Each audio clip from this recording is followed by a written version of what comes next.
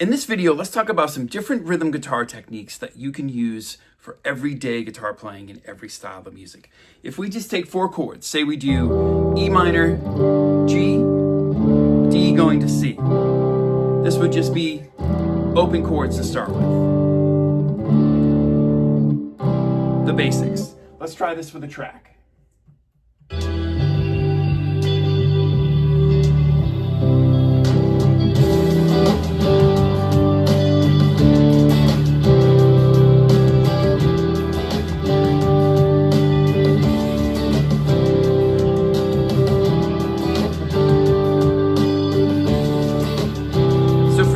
I'm going 1, 2, 3, 4, 1, 2, 3, 4, and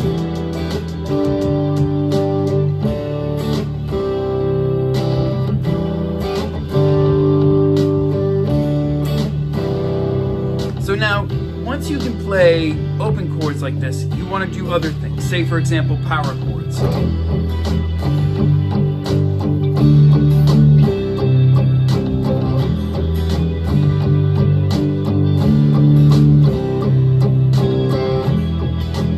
So it's the same chords.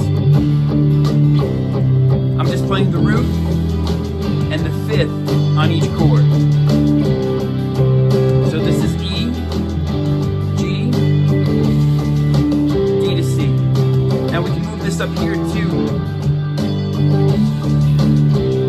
This is the E on the 7th fret. Here's G on the 10th fret, D on the 10th fret, and C on the 8th fret. And notice the rhythm I'm using there.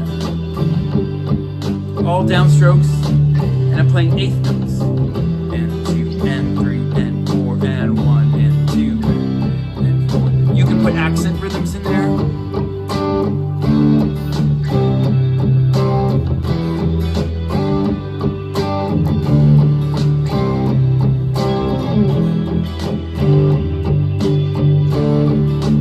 So 2 ways to play the same power chord progression. Hear the accent pattern? I'm going 1 and 2 and 3 and 4 and 1 and 2 and 3 and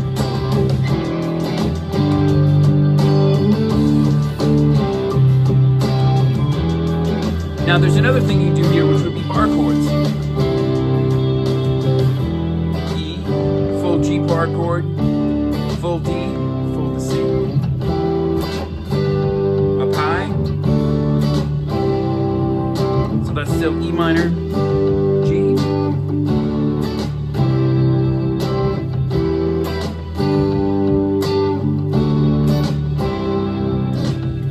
so it's really important that you can find where each one of these open chords and bar chords exist. And what I like to do is break this up into 3 sections. Of course, going back to the open chords, you want to know those 4 shapes, and of course the 7 open chords that you want to be able to play in that open position. Once you can do that, you want to create a strategy for yourself, which is being able to take any chord that you'd play in the open position and be able to play it up and down the neck. So for example, if I do an open G chord, and then here's the 3rd fret bar version, you can see there I'm doing 1st finger, 3rd finger, 4th finger, and then 2nd finger on the 3rd string. And then this chord exists again up on the 10th fret. So I'm playing the 10th fret, 12th fret, 12th, 12th. In the middle 4 strings, no 1st string, no 6th string on that one. And you want to be able to do this with as many chords as you can. So for example, that's G again, open A, here's a bar chord A here, and then another one up an octave. And then B. Now with B, you don't so much have an open position bar chord or an open position B chord because you have to bar all the notes to get them to ring. But you also could move it up an octave, B, B, and B. Here's C, or open C, bar chord. Then from the 6th string, now here's an open D, D, and D. And then open E, E on the 7th fret, E repeats on the 12th fret. And then F, because there isn't really an open one, you end up with 2, but you of course could play it up an octave. This gives you a really solid system for being able to play at least open chords and bar chords anywhere on the fretboard. You want at least 3 for every single one of those chords.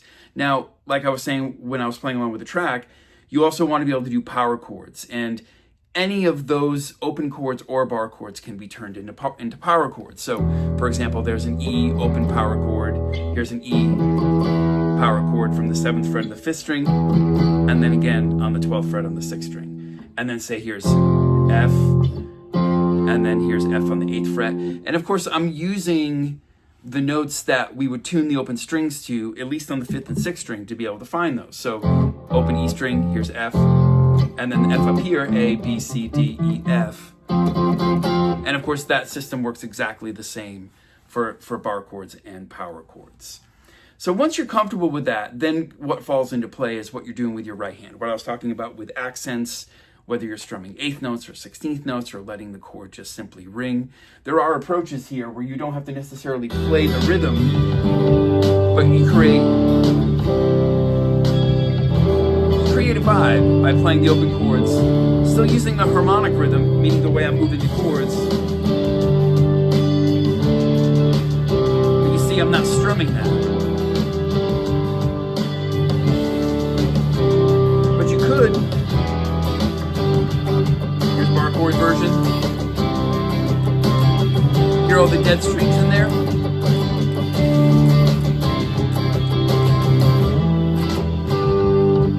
Or 8th notes again, like I was playing before. And what makes that interesting is adding accents. So there's 2 different techniques happening there, where you're palm muting,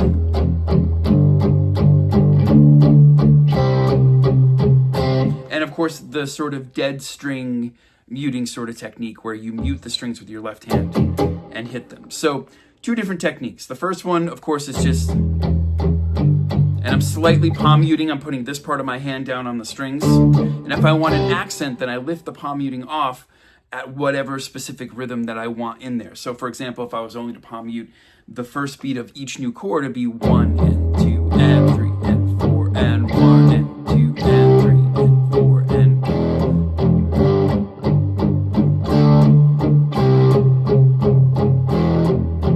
You can add more to that, like 1 and 2 and 3 and 4 and 1 and 2 and 3 and 4.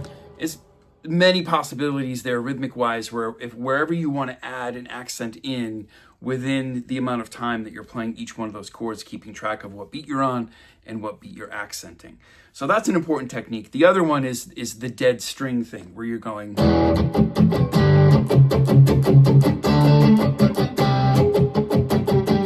You see that I'm just muting the strings with my left hand and attacking them with my right hand.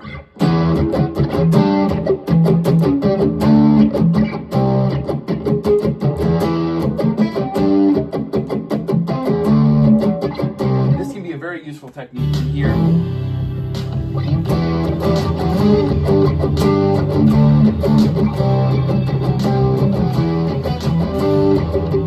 It adds a lot of percussiveness.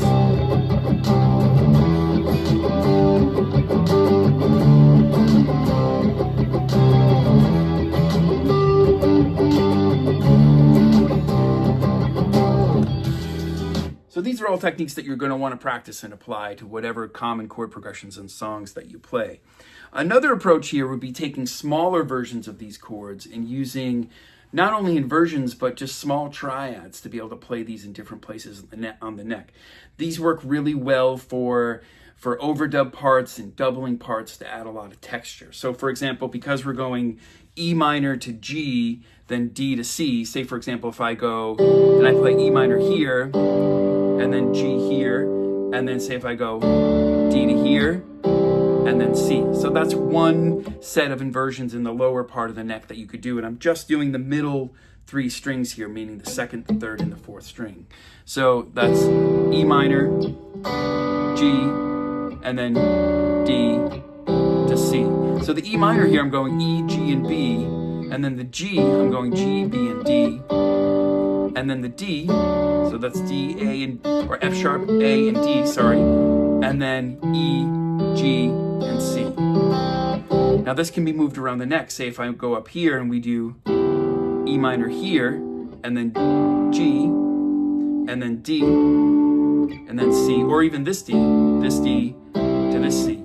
Either one of those work, and you see they're all the same notes. Like this is B, E, and G, which is also E, G, and B, just a different version. And then the G chord is B, D, and G. The D chord here would be A, D, and F sharp, and then G, C, and E. So it's just smaller versions of each one of those chords that can work really well for overdubs and accents. So I'll play it down here.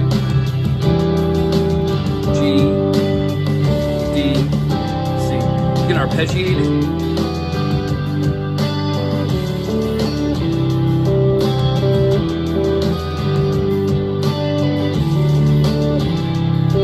Or if I move it here,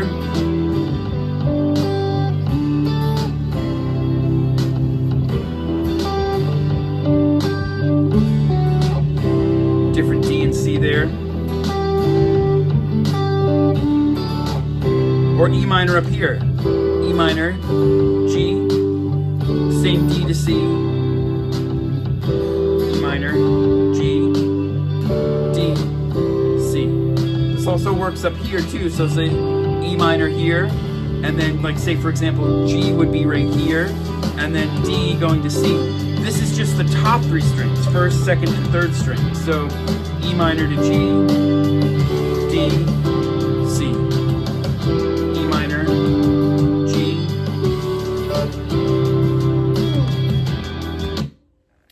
So there's a whole bunch of different ways to do this. There's even sort of the dead string with the single note kind of rhythm thing that you can do that works really well.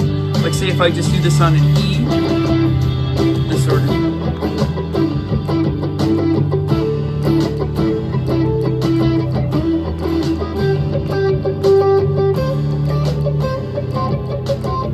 So that's E, G, D.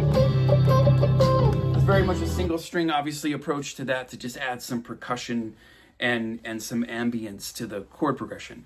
So these are a whole bunch of different ways that you can play over a chord progression like this that will help you to build not only your knowledge of the fretboard, but just your ability to navigate the neck.